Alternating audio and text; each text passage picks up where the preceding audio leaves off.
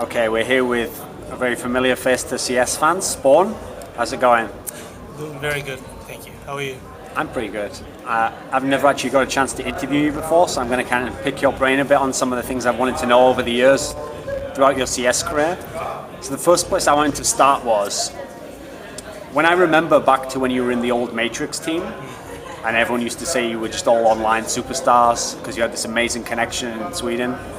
At the time, I seem to remember people thought like the star player in that team was ScreaM at the time. Yeah. But obviously his career only kind of got to a level and then he kind of dropped out of the game, and you actually went on to have like a lot more success. So what did you think of him as a player? I think he's probably, I think he stopped. He used to play a lot before, and around 2002, I think he stopped playing and just he just became a mentor for some kind of reason. I don't know why, because we lived so close to each other. So he was at my place and like teaching me.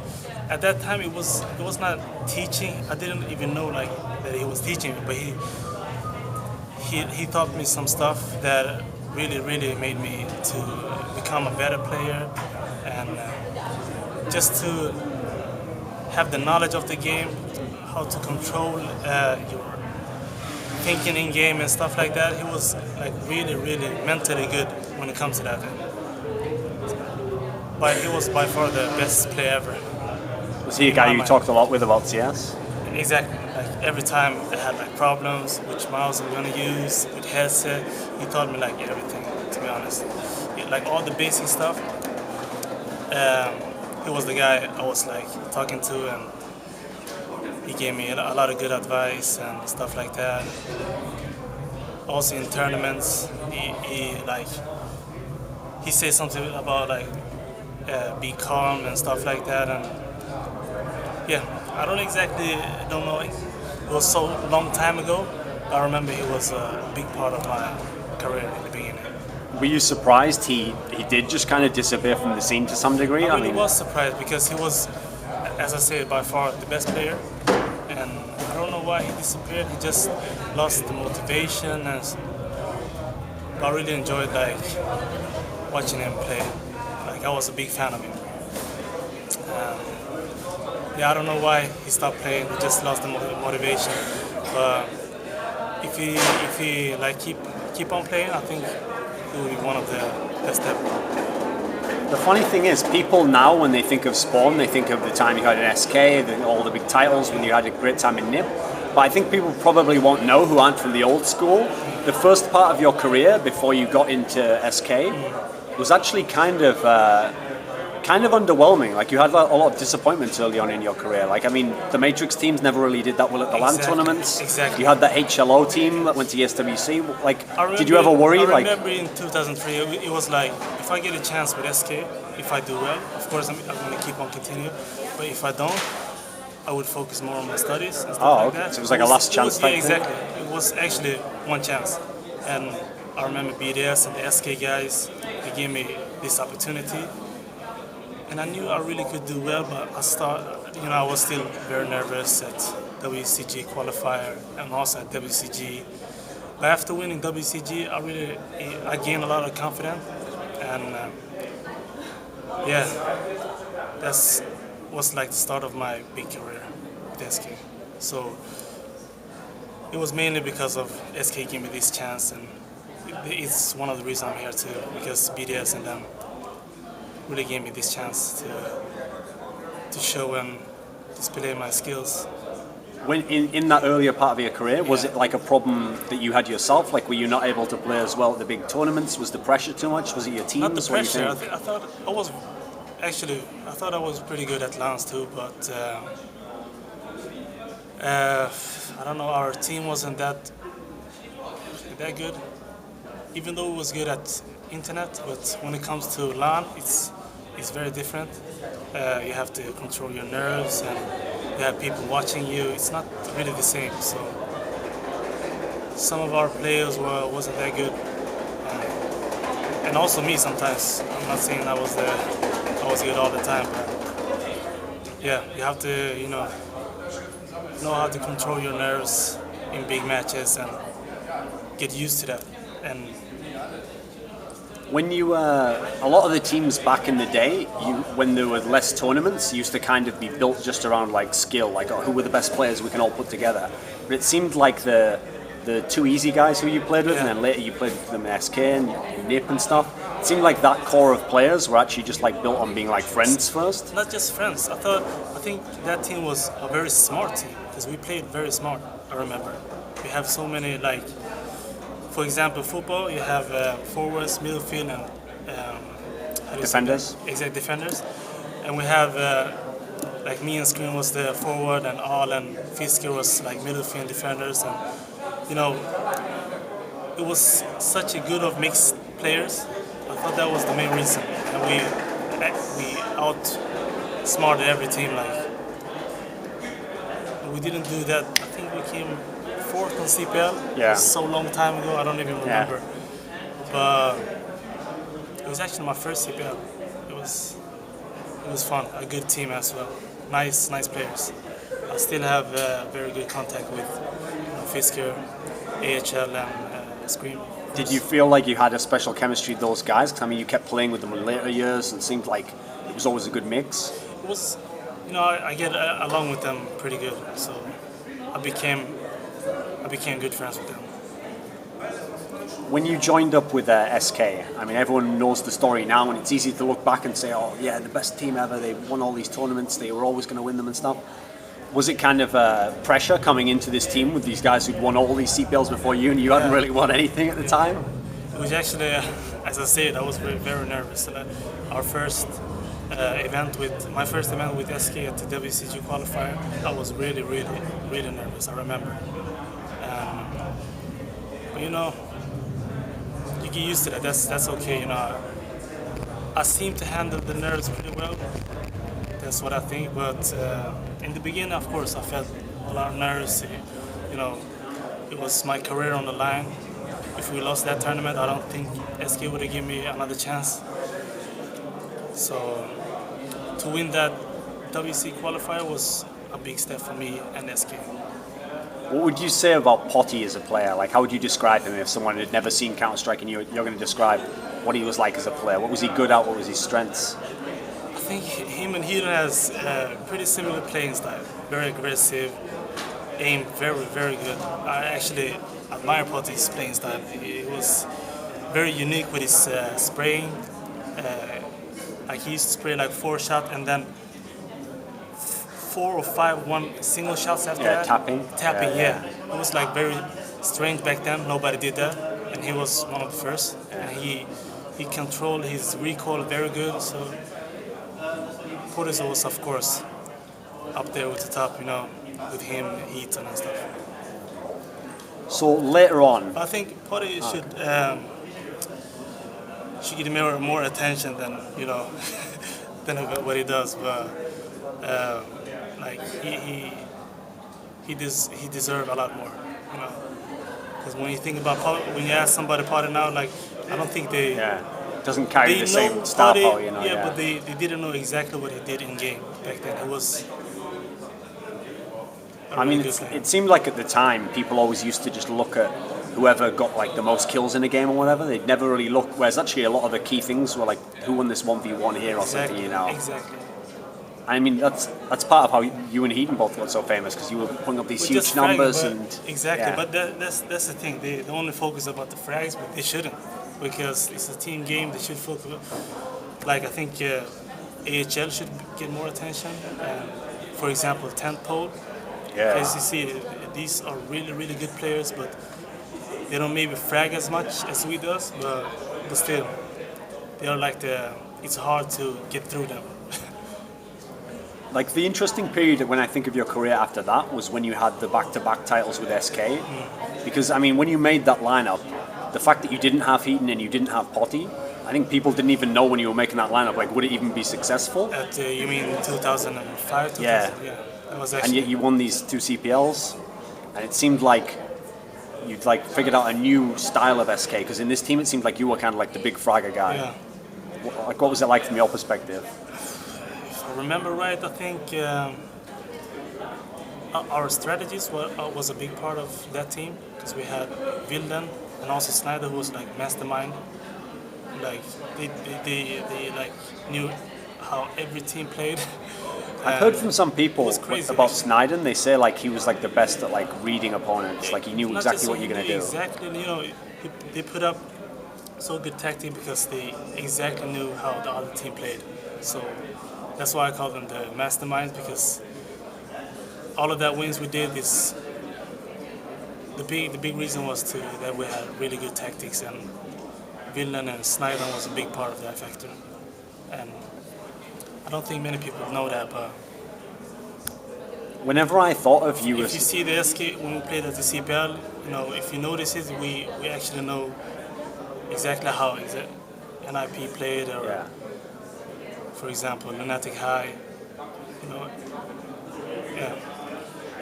Whenever I think of your style of play earlier on in your career, you were always like a big fragger using the Colt instead. It was always spraying with the rifles. Yeah. But I noticed in that team you got quite famous for using the AWP a lot as well. And you were That switching team? it up, yeah. Really? CPL Winter 2005. You remember Lunatic High? You were like owning them on Inferno. I think I played AWP on just one map. Just on Or Inferno? two. Yeah, I think Inferno. Or maybe because of the I get- movies you got quite famous Yeah. for it as well. I got used on Inferno and Train. That was the that was the part I could use AWP, because mostly it was Villan who was the first priority. So you never kind of thought of yourself as an AWP user? No, never. I thought I was more of AK M4. But I was all around. You know, if, for example, Train, I like to use AWP instead of the other weapons. I don't see myself as an AWP player, but I see myself as all around. I can play with whatever. When you think of that 2005 lineup, I mean, winning CPL Winter, that event was like a really big deal, because at the time it was like one of the most difficult CPLs we'd had, like a lot of the I best remember we teams. won this summer, and everybody was flaming us because the it wasn't ESWC was on as well, exactly. yeah. It was the same time as ESWC, Yeah. and most of the good team was at the ESWC. So everybody was saying that when we won this summer that we wasn't that good because there was no teams at CPL summer, and then we had so much pressure going into CPL Winter. It was such a relief to win that tournament and to prove that we was the best team. I mean, the thing is, it seemed like that lineup was really stable. So why do you think it is in the next year? It kind of just like, it kind of fell apart like bit by bit, didn't it? Why do you think it was? We win these big tournaments. I don't know what it is, but you get so maybe too confident or too cocky sometimes, and doesn't put in as much time you did in CS as before. So you lose after you lose some matches and stuff like that. You lose some motivation, I think, and I think that happened to us. It really affected as a team. It really affected us because we won CPL Summer and CPL Winter, and right now we are losing these matches. And that really got to our head. So I don't know exactly what it was, but I think that was the reason. And maybe we argue or something like that, and just split up. When I talked to Fisker about that period, it sounded like from talking to him, going to that WEG Masters tournament might have been like one of the problems, because Actually, you had when all you this say time in China and people were whining and stuff. Exactly. That's what I remember. We argued that much. Now when you say WEG, that was the main thing. We didn't do that well. You know, we Didn't like it in China. We was there for 1 month in Hangzhou, I think. Nobody was speaking English, and it was a very hard time, I remember. And too much argue and stuff like that. When we came back, it was the motivation was so down. There was no need to try to pick it up and do well. I mean, the funny thing is, in the old SK, the one you first joined, you came in as like a stand-in last minute, and then things went so well, you stayed in SK. And then in NiP in 2006, you had kind of a similar situation. You came in as a stand-in, and then it went great. So, I mean, what was that year like for you, playing in NiP and all the success? I thought, after SK, after SK, I thought I needed, after WEG, I needed a new motivation. Like I still wanted to compete a lot, and I knew I had the skills. So I remember exactly, I don't remember, I thought I was talking to Walle or Heaton, I think. They asked me if I wanted to play with them. For sure, I said yes, because I needed a motivation boost, so that's why I joined NiP, and luckily it went out very well. We did pretty good. It was a strange year that year, because it might have been the year that had the most tournaments I can ever think of in 1 year. I mean, you were winning all these small events like in China and stuff, and then there was Code 5, NGL. Yeah, I remember. I mean, how does that year compare with the great SK year in 2003 or the great year with SK in 2005? How do you compare, like, which were the best or which was the most enjoyable? Or what, of course, the time in NiP was more tournaments. Of course, it was more fun to play all these kind of small tournaments and big tournaments, but it's very hard to compare, because it was also fun at SK in the beginning, because everything was so new to me, and all these big tournaments was actually a new thing for me. So I enjoyed both of the times. It's really hard to compare, but. In the NiP team, everyone remembers that year. Zet was like having just an all-time great year. He was doing so well, and then he went to America, and then when he came back, he was never the same, it seemed. I thought he actually made a mistake by doing that. That's my opinion. I thought if he continued, I thought by far he was the best player back in NiP. I remember I thought I was good, but when I watched Zet, it was like. Yeah. He's fucking good, but he shouldn't left NiP to CGS for sure. What do you think happened to him? Like usually when someone has really good aim, you think they're always going to have it, you know. He was good friends with Fraud, I think, from Complexity. Exactly. So I don't know. I really don't know exactly the reason. If I remember right, he just needed also a motivation boost, and he wanted so bad to play with Fraud and them, because he was good friends. But I thought he made a mistake for sure. He should have been kept on playing 1.6. How do you describe his style of play? What was he good at? A good aimer. He was very smart when it comes to timing. He knew exactly when to time right. And it's actually one good thing with all these good players. If you have a good timing, that's like a big part. You know, if you know exactly when to time, that would help you aim for your target or whatever much easier. So I think he was a good aimer, really good aimer. He really motivated the team as well. So he was pretty loud as well. So it was good. What can you say about Walle? Because I mean, people always remember that the bad side of his career is that he was in so many big finals and he never was the guy who won the huge championship, you know? So how would you describe him as a player and a person? As a person, he's a very calm guy. If you talk to him, you probably see how he is. He's a very cool guy to hang with, calm, relaxed, you know. But in game, a good AWP guy. I enjoyed Walle's. He was a good part of the NiP team. He was the guy behind all the tactics and a good in-game leader. Yeah. When you went back to SK in 2007, I mean, there's not that much to talk about because things didn't go very well, but you had this one tournament, SEC, where you came out of nowhere. It was like one tournament we won. And what happened? How did you win this tournament? I don't know. If you lose 10 tournaments, you might win just one tournament. I don't know. We played that tournament. Was it a surprise even to you? Not a surprise. We were actually very good, but there were teams who were better, but I have to agree. But that tournament we played very good, actually. So it was just one tournament, so I don't want to get credit for that.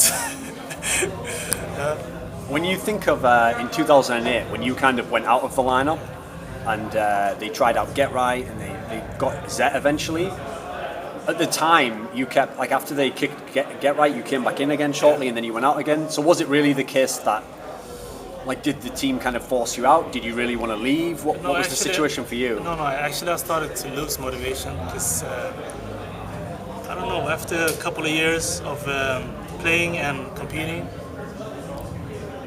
I really don't know, but I think it had something to do with that. I lost motivation. I wasn't that good anymore. And so I thought they wanted to bring in something new. So I said to myself, like, okay, it's time for me to go. And I didn't play as much as before, and I knew it. So I really didn't want to force myself to play and not manage to win anything. So I forced myself to, step back and let somebody new in. So I think SK brought in Get Right, I think. Just briefly, and then they got Zet after that, didn't they? Zet, exactly. Yeah. And then after that, I kept playing with them again in 1 or 2 tournaments, I think. I think you played briefly after Get Right, and then you left like in middle of 2008, I think, and that's when they got Zet and they won like IEM Yeah, exactly. LA. I don't even remember, but it was something like that. But I remember I was forcing myself to play when I didn't want to. And yeah, as I said, when you compete that much and you have already won all these big tournaments, it's really hard to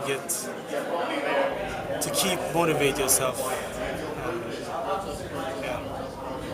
After later on, and you tried your own little mini comeback. A lot of players in history have tried to do a little comeback, and it almost never works, it seems. Do you think there's something about, like, you need to be really young to play Counter-Strike? You have to have this energy to go. Why do you think no one can get the motivation back again? Not like, I think it's when you are young, like 18 years old, you don't have a lot of things on your mind for future and stuff like that. When you get older, like 23, 24, you really start to think about your future, and I think that was the thing that was affecting me. I was thinking, like, how far am I gonna still play this game, and is it really going that well? So I had too much things on my mind, I think. Okay, last question I want to ask you. It's a hypothetical question, an imaginary question, okay? So aliens have come to Earth. You were on holiday, but they blew up Sweden. Sweden's gone. And they say to you, like, it's like the movie Space Jam, we're going to play you in a Counter-Strike for the fate of the Earth. You're the captain of the team. You have to pick 4 players who are going to play with you for the fate of the Earth, but they can't be from Sweden because Sweden's been destroyed. So which 4 players from all of history would be in the team that would save Earth? All the history? Yeah. Like I can choose a player from 2002? Anyone, yeah. Really? It's got to be the guy you know is going to win this match, though, to keep Earth alive. And no Swedish players? No Swedish players. To make it harder, you can't pick your teammates then, Swedish players are the best, but if I can't pick them, I would probably choose... Oh, that's a hard question. It's a really hard question.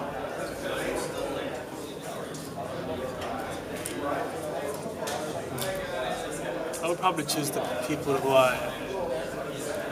I enjoy watching. I haven't played with them, but I have played against them, so I know. I would probably choose Neo, for sure. Why? And just give me a reason for each. I think he's a similar play style as me. That's why I enjoy watching him. Similar play style as Zet, pretty good timer, pretty good aimer. So I would probably choose him. And Fraud when he was at his best, because we needed an AWP guy. It was by far one of the best. Wow.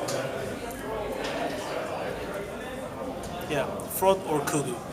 Kogu? Yeah, Kugu from MIBR. He impressed you? Yeah, really, really much. It was actually a crazy AWP game. I don't know if people don't remember him that well, but I remember him because I played so much against him. Yeah, a lot of matches. Kugu and Fraud. Neo. Neo. 2 more.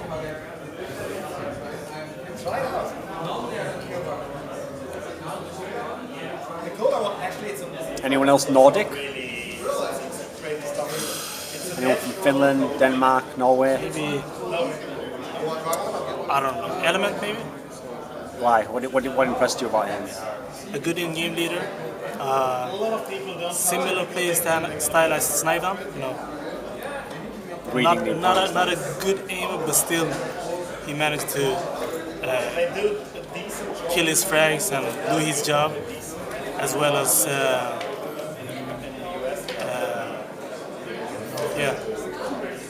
a good in-game leader. Fourth one. It's a hard question.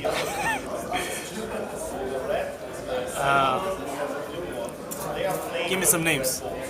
Maybe Ruit, or the Finnish guy, Ruit. Played for 69N. Yeah, he's good. Or Wim, or Zonic or someone, or Sunder. Remember any of these guys? I can choose Sonic. Zonic? Yeah, I think he's What was good about him? brilliant player. A key player for MTW as well. Now we play for Small Sport, I think. Yeah. He's turning the last spot. So. I actually realized it today that he played for Small Sport. I didn't even know. I was spectating the game. I was talking to Heaton, and I was like, Sonic, where does he play right now? And Emil was like, he's playing right now with Mouseport. You thought he was retired or something? Yeah, I thought so. Okay. Actually, I've got one more question for you. If you look at Counter-Strike now when you're at a tournament like this, what do you think the biggest thing that's changed since the time when you guys were in your prime was? It's so much bigger. And a lot of spectators. I actually would want to play in front of this many people. So when I'm here, I really can't watch CS too much because my finger gets itchy because I want to Makes play. you want to play? Yeah, a lot. So I really miss competing a lot. So yeah, it would be nice to play one last tournament and just. Oh, actually, I've remembered one more thing. I heard this from a bunch of people behind the scenes, so apparently it's true. Someone told me at the end of 2006, when Zet had left to America, and so NiP was gonna maybe have to get some new players if it was gonna continue, that Forrest got an offer to join, and so the lineup would have been you, Forrest, no, this is before Zet left actually, so it would have been Zet, Forrest, SpawN, Walle, and I guess Inz or Robban or someone. Robban was it? Yeah. It was that's I think actually right. I asked Forrest and he said like he turned the offer down or something. Yeah, he turned down the offer. I remember. When you think of that lineup now, that would be like a crazy lineup. I think that would be a similar lineup to SK 2003 and NiP 2006. Had this potential, you think? Because that would give us so much motivation to play with these, Forrest and Seth and all these good players, Potti and Robban. I think we would be very good, but I think Fnatic was doing so well, so I really agreed on. I could understand for his choice, it was his friends. They were doing really good, so why change team? I would do the same. Yeah. I think everybody would do the same. But I remember it was actually. I think it was 50-50 at the beginning. He wanted to. Oh, he was thinking maybe? Yeah. Oh, okay. But then he turned down. Okay, so to wrap things up, give me some final words that you want CS fans to know and anyone you want to thank, you want to say hello to, any of that stuff? I just want to say, thanks very much, for all the support. Even though I've been gone for quite some time, people do support me and us, me and Emil, so without them, I actually wouldn't be here, to be honest. So, without our fans, we are like nothing. So thanks for all the support, and with all this support, we probably will be involved in esports for quite some time. Okay. Tack så mycket. Thank you very much for the interview.